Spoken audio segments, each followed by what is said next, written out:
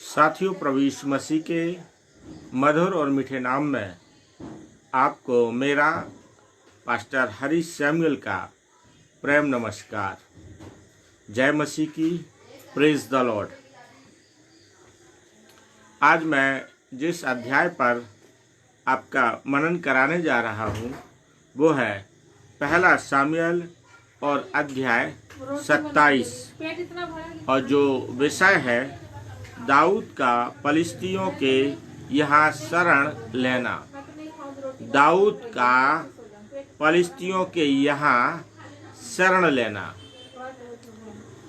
इस अध्याय में जो बात आप देखेंगे वो ये है कि शाऊल दाऊद के पीछे पड़ा हुआ है। तो दाऊद इस बात को चाह रहा है कि ये बार बार का जो झंझट है कि शाऊल मुझे खोजता है, मुझे ढूंढता है और मेरी घात में लगा रहता है। तो दाऊद, जो आप पद 1 से लेकर पद 4 तक पढ़ेंगे, तो दाऊद को ये विचार उत्पन्न हुआ, क्यों ना मैं दाऊद शाऊल के उस सीमा से, उस परिधि से जो उसके कब्जे में है, जहाँ उसका राज्य है, मैं उसको ही छोड़ दूं और अन्य जगह बस जाऊं। और अन्य जगह कहाँ बसूं? जो शाऊल का विरोधी है, जो शाऊल के विरुद्ध में युद्ध करने वाले लोग हैं, वो कौन है? पलिश्ती लोग हैं। तो दाऊद योजनाबद्ध तरीके से क्या करता है? शाऊल का जो स्थान है वो छोड़ देता है और इस्राएल को छोड़ देता है और वो क्या करता है? फलस्तीनी देश को भाग जाता है।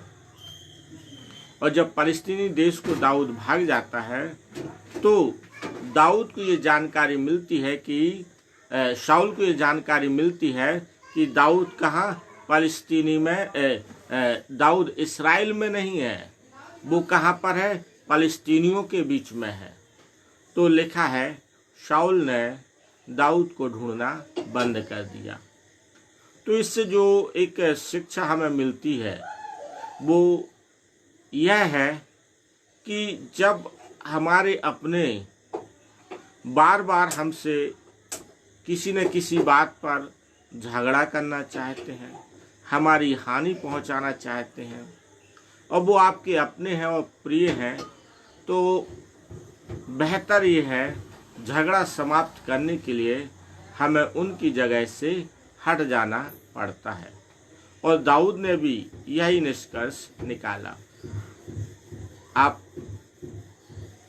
अपने घर परिवार में रहते हैं, भाइयों के साथ आपका यदि झगड़ा बना रहता है, परिवार में आपका यदि मनमुटाव बना रहता है, उस मनमुटाव और झगड़े के बराबर बने रहने से बेहतर है आप वहाँ से हट जाएं, आप अलग हो जाएं। क्यों? जब आप वहाँ से हट जाएंगे तो झगड़ा समाप्त हो जाएगा, क्योंकि सामने वाला आपके परिवार का या कलीसिया का या कोई भी व्यक्ति, आप उसे समझाना चाहते हैं, बार बार समझाना चाहते हैं। दाऊद इस्राएल देश को यूं ही छोड़ के नहीं जा रहा है। उसने शाऊल को कई बार समझाया। जब आप पिछले अध्यायों को पढ़ेंगे तो इतने बेहतर तरीके से समझाया जिसकी कल्पना आप जब तक आप बाइबल नहीं पढ़ेंगे आप नहीं समझ सकते। वो शाऊल को बार बार इस रूप में समझाता, मैं तो कुछ भी नहीं हूँ तेरे सामने, तुझे तो दूसरे लोग उकसा देते हैं और तू दाऊद यानी मेरे पीछे पड़ जाता है। और दाऊद बोलता, तू दूसरों के बहकाने में क्यों आता है? दूसरों के उकसाने में क्यों आता है? तुझे मुझसे शिकायत है और क्या शिकायत है? तू जरा बता तो सही। मैंने कभी तेरी हानि की हो, कभी तेरा बुरा चाहा हो, कभी तुझे घात किया हो, कोई की कुछ भी तो तेरे साथ अन्याय नहीं किया। और इस बात को भी बोलता है, मैं तो कैसे हूँ? एक कुत्ते के, मरे हुए कुत्ते के पिस्सू के समान हो, इतने बेहतर रीति से समझाता है। उसके बावजूद भी जो शाऊल है समझता नहीं है। जब नहीं समझता है तब दाऊद ने यह बेहतर समझा कि अब मैं इस्राएल को और शाऊल की सीमा से अलग हट जाऊं। तो यही चीज़ें एक इस घटना के द्वारा, इन पदों के द्वारा हमें समझने की आवश्यकता है, क्योंकि दाऊद शाऊल को पराया नहीं समझता था। वो उसके अपने लोग थे। रिश्ते में कहें तो शाऊल उसका ससुर लगता था, क्योंकि दाऊद ने शाऊल की बेटी मीकल से विवाह किया था। तो अपने लोगों से बार बार खतरा बना रहे या अपने लोग बार बार ना समझें, तो बेहतर है कि इसके पहले वो ऐसा मौका पा जाए, ऐसा क्षण उनके सामने आ जाए कि वो आपकी हानि कर दें, तो बेहतर है। दाऊद एक समझदारी का उत्तर हमारे लिए है कि वो क्या कर रहा है। बोलता है कि मैं परमेश्वर यहोवा तो शाऊल को मुझे बार बार मेरे अधीन तो कर दे रहा है, मैं तो उसे छोड़ देता हूँ, लेकिन शाऊल को यदि मौका मिलेगा तो शाऊल कभी नहीं छोड़ेगा। तो वो मेरे घात में लगा है, योजना बना रहा है। बेहतर है ऐसे लोगों के बीच में चला जाऊं जिनके बीच में शाऊल ना घात करने की सोचेगा, ना युद्ध करने की सोचेगा, और लड़ने की क्षमता उसमें रहेगी। और वो कहाँ भागता है? फलिस्तीनियों के बीच में दाऊद चला जाता है। और जब दाऊद फलिस्तीनियों के बीच में चला जाता है, वहाँ का राजा जो है वो है आकीश। फलिस्तीनी देश का जो राजा है वो कौन है? आकीश है। और दाऊद फलिस्तीनी देश में और राजा आकीश के पास ये पहली बार नहीं आ रहा है। यदि जब आप पिछले कुछ अध्यायों को पढ़ेंगे, यदि आप 21 अध्याय पढ़ेंगे तो 21 अध्याय के 12 पद से आप इस बात को पाएंगे कि जो आकीश राजा के सामने जो उसके कर्मचारी हैं, दाऊद के विषय में चर्चा करने लगते हैं। ये वो दाऊद है जिसने क्या किया है? जब गत निवासी फलिस्तीनी गोलियत को दाऊद ने मारा था, तब इस्राएल नगर से जो स्त्रियां निकली थी, उन्होंने क्या किया था? एक गीत गाया था। शाऊल ने हजारों को मारा, दाऊद ने लाखों को मारा। और इस प्रकार से वो आकीश के सामने एक बखान करना चाहते हैं, ये वो दाऊद है जो तेरे पास आया है। और वहाँ पर 21वें ही अध्याय में आप पाएंगे दाऊद ने अपने आप को फलिस्तीनियों के हाथ में कर दिया था। तो आकीश राजा को विश्वास नहीं होता। विश्वास क्यों नहीं होता? क्योंकि दाऊद ने वहाँ पर एक अलग युक्ति रची, और वो युक्ति ये रचता है, 21वें अध्याय को आप पढ़ेंगे तो उसने क्या है, अपने जो मुंह है उससे लार टपकाना शुरू किया और एक प्रकार से पागल का रूप धारण करने लगा। और जब वो पागलपन टाइप का वेशभूषा उसने बना ली, तो यही आकीश है इस बात को बोलने लगता है अपने कर्मचारियों से।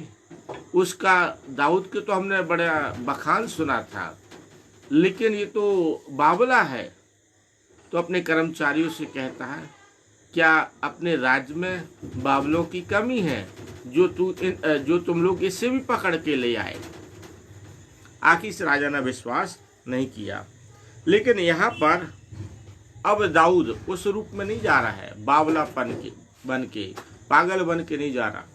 दाऊद अब आकीश राजा के पास इसलिए जा रहा है, फलिस्तीनी के राजा आकीश के पास, वो अपनी सुरक्षा के हिसाब से जा रहा है। और आकीश से बोलता है, दाऊद ने आकीश से कहा, यदि मुझ पर तेरे अनुग्रह की दृष्टि हो तो देश की किसी बस्ती में मुझे स्थान दे जहाँ मैं रहूं, और तेरा दास राजधानी में तेरे साथ क्यों रहे। एक सूरवीर दूसरे सूरवीर का सम्मान करता है। आकीश ने दाऊद का सम्मान किया और वो इस बात को चाहता था कि दाऊद राजधानी में रहे। लेकिन बात यह है कि दाऊद भी सूरवीर है, आकीश भी राजा है, और स्वाभाविक है जब एक साथ राजधानी में रहेंगे तो कभी न कभी ऐसी तकरार या ऐसी स्थिति उत्पन्न हो जाएगी कि जो असमंजस जैसी स्थिति बनेगी या शंकाओं वाली स्थिति बनेगी। उस स्थिति में क्या होगा कि एक प्रकार से दाऊद के ऊपर संदेह भी किया जाएगा और जो होगा वो अच्छा नहीं होगा। और इस स्थिति में फलस्तीनी दाऊद को किसके हाथ में, शाऊल के हाथ में भी कर सकते थे। तो दाऊद ने कई बातें, क्योंकि दाऊद भी परमेश्वर के आत्मा से भरा हुआ व्यक्ति था, परमेश्वर का आत्मा उस पर ठहरा हुआ था, तो उसकी जो सोच समझ है हम मुझसे बढ़कर, मेरे सोच समझ से बढ़कर हो सकता। लेकिन जो मुझे लगा और परमेश्वर की आत्मा ने, वो नहीं चाहता तकरार हो और बेहतर है अलग रहे। और आकीश राजा से उसने उसके नगर की बस्तियों में जगह मांगी और राजा आकीश उसे देता है। और जहाँ पर वह अपनी दोनों पत्नियों के साथ और अपने जो 600 उसके लोग रहते हैं उनके साथ वो रहता है। और उसको रहते हुए जब लिखा है 1 वर्ष 4 महीने बीत गए, तो उस फलस्तीनी देश में कौन कौन लोग रहते थे? गशूरियों, गिरगाजियों और अमालेकियों पर दाऊद ने क्या की? चढ़ाई की। अब जब चढ़ाई की और क्या करता है दाऊद? इनको ये बच्चों सहित को मार देता है। और जब इस मार देता है तो हम इस बात को देखें कि एक सूरवीर है, एक योद्धा है, वो कहीं भी रहे, चाहे वो विरोधियों के मध्य में रहे, दुश्मन के मध्य में रहे, वह अपनी वीरता का परिचय देता है। और दाऊद ने यहाँ भी अपनी वीरता का, अपने योद्धा का परिचय देता है। लेकिन इस बात को क्या करता है? फलस्तीनी राजा आकीश से छिपाता है।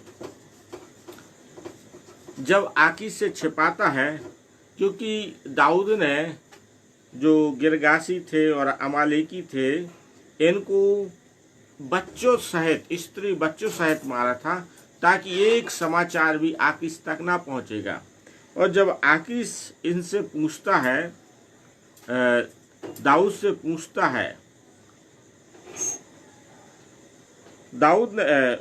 है, आकीश ने पूछा, पद 10 में आप पाएंगे, आज तुमने चढ़ाई तो नहीं की? दाऊद ने कहा, हाँ, यहूदा यरामेलियों और कैनियों की दक्षिण दिशा में। आकीश को कहीं ना कहीं भनक लगी, शंका लगी, तो उसने सोचा दाऊद से पूछा जाए। और दाऊद ने मना कर दिया कि मैंने कोई चढ़ाई नहीं की। आकीश हो सकता है इन लोगों से भी जिन्हें दाऊद ने हराया है, जिन्हें दाऊद ने बच्चे और स्त्री सहित को नष्ट किया, ये फलस्तीनी आकीश राजा हो सकता है इनसे भी परेशान हो, और जिसके कारण से उसे इस बात की खुशी होती कि चलो दाऊद ने मेरी समस्या को हल कर दिया। लेकिन दाऊद मना कर देता है। और जब दाऊद मना कर देता है, तब पद 12 में लिखा है, आकीश ने दाऊद की बात पर विश्वास किया। पद 12 में लिखा, तब आकीश ने दाऊद की बात सच मानकर कहा, यह अपने इस्राएली लोगों की दृष्टि में अति घृणित हुआ है, इसलिए यह सदा के लिए मेरा दास बना रहेगा। जब दाऊद ने मना कर दिया, मैंने गिरगाशियों को, अमालेकियों को और किनको, गशूरियों को मैंने नष्ट नहीं किया है, मैंने घात नहीं किया है, तो जो आकीश राजा है वो इस बात को समझने लगा कि अब दाऊद सूरवीर नहीं रहा। अब दाऊद में वो ना बल है, ना क्षमता है, ना सामर्थ्य है कि वह युद्ध कर सके, जीत सके। इस प्रकार का आकीश समझता है। और कहता है कि क्योंकि आकीश राजा ने जो दाऊद के विषय में सुना था वो अलग ही बात सुनी थी, क्योंकि गत निवासी गोलियत जो फलिस्तीनी था उसको दाऊद ने ही मारा था।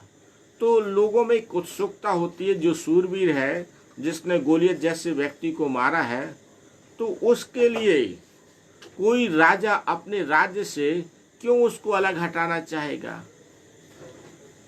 स्वाभाविक है।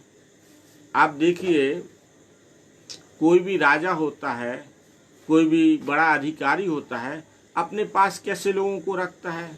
राजा अपनी सेना में सूरवीरों को रखता था, अपने लोगों को, बुद्धिमान लोगों को रखता था। तो आकीश राजा अब ये समझने लगा, जिस दाऊद की मैं चर्चा सुनता था अब ये दाऊद वैसा नहीं रहा, क्योंकि दाऊद ने मना कर दिया, ना मैंने गिरगाशियों को मारा है ना अमालेकियों को मारा है। तो इस प्रकार की संदेश दाऊद जब बोलता है तो आकीश सोचता है, दाऊद में अब ना बल ना सामर्थ ना शक्ति कुछ नहीं रही, अब ये वास्तव में इस्राएलियों में क्या है, तुच्छ है। ये इस्राएलियों में ये क्या है, घृणित हुआ है। तो जिसके कारण से ये साउल से भी भाग रहा है, और इसे आकीश को खुशी हुई कि ये अब क्या रहेगा, मेरा सदा का क्या बना रहेगा, दास बना रहेगा। लिखा है पद 12 में, इसलिए यह सदा के लिए मेरा दास बना रहेगा। आकीश राजा है, कई बातें सोच विचार कर उसके अंदर विचार आया होगा कि वह लोगों को या अन्य लोगों को क्या करता, उस दाऊद को खड़ा करके परिचय कराता, यह वह दाऊद है जिसने मेरे देश के गत निवासी फलिस्तीनी गोलियत को मारा था। आज ये मेरे फलिस्तीन के राजा आकीश का क्या है, दास है। तो ये घटना हमें यहाँ पर देखने को मिलती है। तो बात यह है कि जो प्रमुख बात मैंने बताया, अपने लोगों से झगड़ा करने से बेहतर अलग हट गए। पर हम जहाँ भी रहें अपनी वीरता का परिचय दाऊद के समान देते रहें, और जहाँ रहते हैं वहाँ पर वहाँ का राजा के सामने अपनी डींगे मारने की आवश्यकता नहीं, क्योंकि आकीश राजा ने क्या किया था, दाऊद को शरण दिया था। तो जब कोई व्यक्ति हमें शरण देता है, हमारी सहायता करता है, हमारे साथ खड़ा रहता है, तो हमें उसके सामने न डींगे मारने की आवश्यकता है, न अपनी बड़ी बड़ी सूरवीरता दिखाने की आवश्यकता है। उसको जो समझना है समझने दीजिए। आप क्या हैं, आप अपने आप को समझिए। कई बार लोग आपको तुच्छ समझेंगे, घृणित समझेंगे, तो लोग, उनके अपने विचार हैं, उनको जो समझना समझने दीजिए। लेकिन आप क्या हैं, आपको मालूम है। दाऊद क्या था, दाऊद को मालूम था, और वो अपनी गतिविधियां कायम रखे था। आकीश राजा ने घृणित समझा, तुच्छ समझा, वो उसकी समस्या थी। चूंकि दाऊद आकीश राजा को निराश करना नहीं चाहता था, उसके अंदर डर पैदा नहीं करना चाहता, क्योंकि यदि बता देता मैंने तुम्हारे राज्य में फलिस्तीनी में रहने वाले गिरगाशियों को, अमालेकियों को मैंने मारा और बच्चों से लेकर स्त्री तक मारा, आकीश राजा के पैरों के नीचे से जमीन खिसक जाती। क्यों खिसक जाती? उसे इस चीज का रहता कि, और क्या सोचता, मैंने गलत व्यक्ति को क्या किया है, सपोर्ट किया है, मैंने गलत व्यक्ति को अपने राज्य में। तो कोई व्यक्ति जब हमारी सहायता के लिए खड़ा रहता है, हमें उसके विरुद्ध में नहीं जाना है, और ना ही ऐसी कोई गतिविधि करना है, और ना ही कोई ऐसी चीज प्रकट करना जिससे उसके अंदर शंका आए या भय ग्रसित हो, या वो आपसे डरने लगे। जो हमारे साथ खड़ा है उसके साथ बुद्धिमानी के साथ हमें डील करना है, बुद्धिमानी के साथ हमें हैंडल करने वाले बनना। ये अध्याय हमें इस बात का मैसेज देता है। परमेश्वर अपने वचन के द्वारा मुझे और आप सबों को आशीषित करे। आइए हम एक प्रार्थना में जाएंगे। हमारे परम पवित्र सामर्थी परमेश्वर यहोवा, प्रभु यीशु नासरी के नाम से एक बार फिर आपके पास आते हैं। हम धन्यवाद देते हैं, आप महान हैं, आप सामर्थी है, अनुग्रहकारी, विलम्ब से कोप करने वाले परमेश्वर। यार यीशु हम प्रार्थना करते हैं, हम अपने सब प्रिय लोगों के लिए जो वचन को सुनते हैं, हर एक में प्रभु दाऊद जैसी आपकी आत्मा उतरे, दाऊद जैसी बुद्धि उतरे, ताकि समझदारी के साथ प्रभु अपने जीवन को जिए और आपकी महिमा का कारण बने रहें। ऐसा अनुग्रह हम मांग लेते, प्रार्थना करते हैं हमारे प्रिय लोगों के घर परिवार घराने पर आपकी आशीष बनी रहे, किसी बात की घटी न होने पाए, ऐसी हम सहायता मांग लेते। सारी बातों में आपको धन्यवाद देते हुए प्रार्थना प्रभु यीशु नासरी के नाम से मांगते हैं, आमीन आमीन आमीन। परमेश्वर आप सबों को बहुत आयत से आशीषित करे। यदि आपके पास कोई प्रार्थना का निवेदन रहता है, आप कमेंट्स बॉक्स में लिखेंगे। मैं आपको भरोसा दिलाता हूँ परमेश्वर आपके लिए बहुत आयत से आशीषित करेगा और मैं निरंतर आपके लिए प्रार्थना भी करता रहूँगा।